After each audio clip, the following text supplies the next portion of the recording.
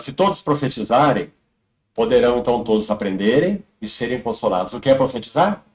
A palavra em si, o profetem, profetizar, significa falar em lugar de, no sentido estrito da palavra profecia. Falar em lugar de.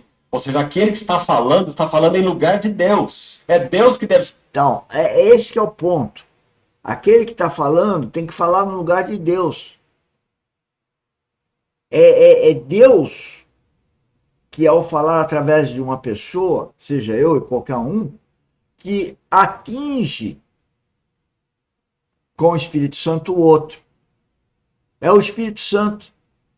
Senão não há entendimento nem de um homem com uma mulher. Porque o entendimento que nós estamos falando não é no plano horizontal, é no plano vertical. E no plano vertical, os dois têm que ter a vida em Cristo. Os dois têm que ter um relacionamento com o Espírito Santo. Aí sim, eles vão se entender. É uma coisa muito bacana. Só que a prática disso é muito difícil. Porque, segundo os estudos que eu faço, 5% de nós só que tem uma vida espiritual. Agora, a vida espiritual, apesar de ser 5%, qualquer um agora pode, ao me escutar, se ajoelhar na sua cama, falar com Deus, mas falar de coração, querendo realmente abrir o coração para a presença do Espírito Santo, que ele vai nascer de novo nesse momento. Esse é o objetivo. Mas se você ouviu o Espírito Santo, não é bem a minha palavra, mas é o Espírito Santo. Senão você não vai se debruçar na sua cama e vai falar com Deus. Porque é o Espírito Santo que vai te tocar. No meu novo nascimento aconteceu isso. Eu estava dirigindo, tinha acabado de enterrar meu pai, e o Espírito Santo falou para parar o carro. Eu não sabia que era o Espírito Santo. Eu parei o carro. Eu não fui buscar um sorvete porque estava muito calor, eu parei para tomar cerveja, não. Eu parei o carro numa estrada de terra, uma estrada erma. E aí, sentei na beirada, olhei para o céu e falei, Pai, me dirigi ao Pai do céu e falei, agora, acabei de enterrar meu pai carnal, quem me guia? Porque, graças a Deus, eu tinha 19 anos, mas era guiado pelo meu pai carnal. Quando ele morre, eu procuro no Pai Celestial. Quem me levou lá? O Espírito Santo. Não é o meu intelecto, não é a minha inteligência, não é a cultura religiosa que eu tenho herdado dos meus pais. Não, é o Espírito Santo. Agora, se você que me ouve, quer em gravação, quer aqui online, né, entenderem isso, é porque esse entendimento não vem das minhas palavras, mas vem de uma revelação do Espírito Santo. Se você nos ouve com amor, significa coração. E a hora que você põe coração, você já está abrindo para o Espírito Santo. E aí você se transforma. Começa o processo de transformação. Você nasce de novo. E é esse o nosso trabalho aqui. Esse é o trabalho que é importante nós estarmos compartilhando. Né? É o que ele está falando. Não é ouvi-lo, mas quando eu ouço ele com o coração, com o amor, eu tenho revelações. Porque é o Espírito Santo, não é o Bornelli, é o Espírito Santo. É isso que ele está falando. Ser ouvido, através daquele que está falando. Né? Então, se todos vós profetizardes, todos podereis aprender e ser consolados. Aí, esse texto mais à frente, do contexto que eu citei. No verso 24 e 25, ele vai dizer assim, e se entra, então, algum indouto, não instruído, ou algum incrédulo no meio de vós, ele será. O indouto, o incrédulo, é rapidamente observado por aqueles que são guiados pelo Espírito Santo.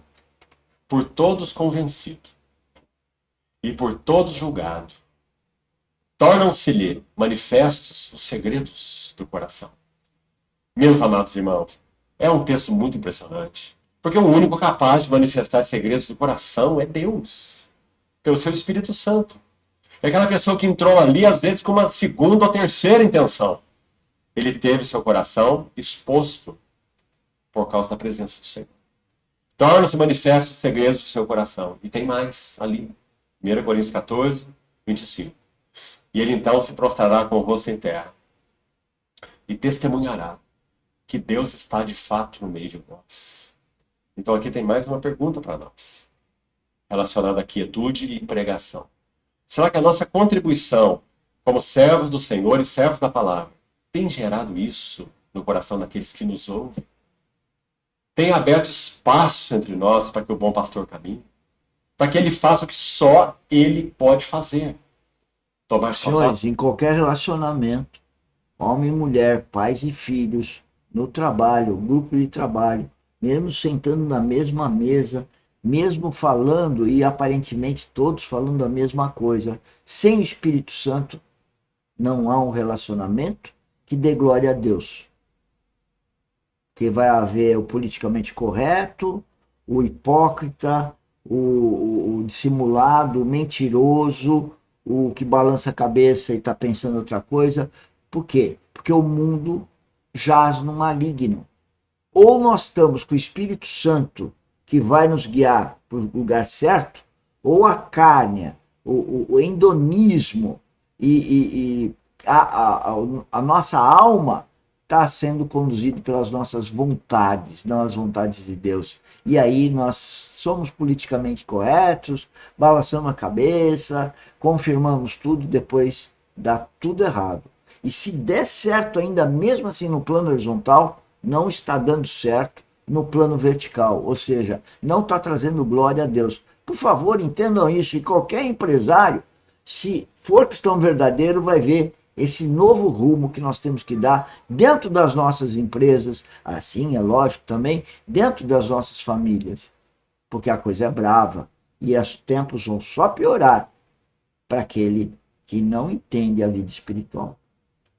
Para tomar seu cajado e ir lá nos recantos do nosso coração, contundentemente e amorosamente, convencendo, falando, testemunhando, dando os nãos necessários, corrigindo-nos. Tá vendo? Dando os nãos necessários. Outro dia eu falei não para uma pessoa, pronto. Brigou comigo, fez escândalo, sei lá, xingou. Poxa, não é não. Se Deus falou não, é não. Não é a minha vontade. É não. Eu não posso negociar com ninguém a vontade de Deus. Então eu não posso fazer a vontade do outro que contradiz a vontade de Deus. Deus falou não. Né?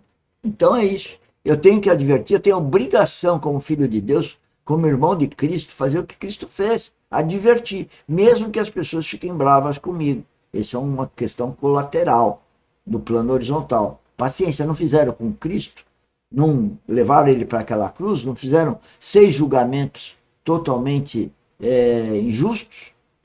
Sim. Não mataram ele daquele jeito, quer dizer, ele deixou de se matar, mas enfim, não fizeram todas aquelas crueldades e vai ser feito com qualquer filho de Deus. Então você que está tendo uma vida e fica dizendo que está tudo bem, está tudo em ordem, a família está legal, não está. À vista do plano vertical não está. Né? Meus irmãos, a reunião do povo do Senhor não tem valor se isso não acontecer. Não tem nenhum valor. Então, que a nossa pregação, ou que a nossa cooperação com relação à palavra do Senhor parta de um silêncio do coração, de quietude. Esse é o sentido dela. Amanhã, à noite, se o Senhor permitir, vamos dar o último passo. Já vou dizer para você qual é. A solitude nos conduzirá à quietude, ao silêncio interior, ao silêncio do coração. E essa solitude e essa quietude nos manterão em constante oração.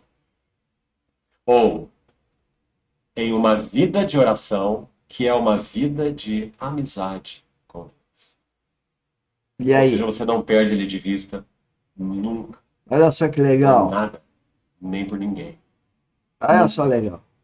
O Senhor Jesus expressou o segredo disso quando Pedro cita em Atos 2 o Salmo 16, que diz assim: o Senhor Jeová, eu o tenho sempre à minha presença. Tão impressionante isso. Ele não está dizendo assim, eu estou sempre na presença dele. Isso era verdade também. Mas aí o que ele disse aqui foi o contrário. Eu tenho Jeová, meu Senhor, sempre à minha presença. Estando ele à minha direita, não seria abalado. Então, esse é o que a Bíblia chama de orar sem cessar.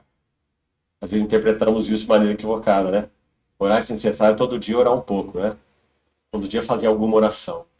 Orar sem cessar significa viver no ambiente de oração. Significa que nada tem permissão. Senhores, eu vou parar por aqui, mas orar sem cessar significa o seguinte, senhor.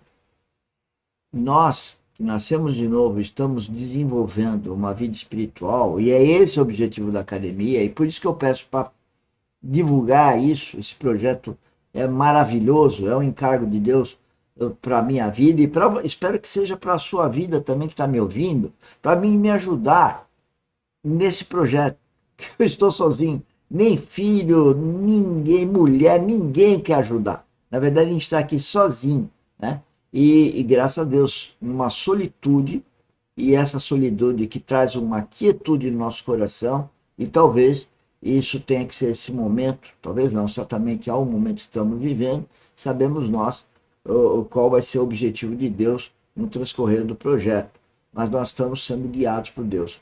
E no próximo sábado, nós vamos voltar a essa história da quietude.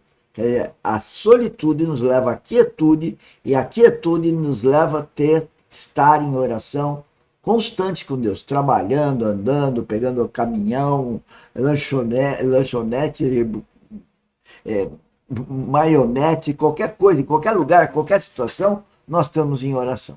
Tchau, boa noite, um bom fim de noite para vocês aí. Tchau, tchau.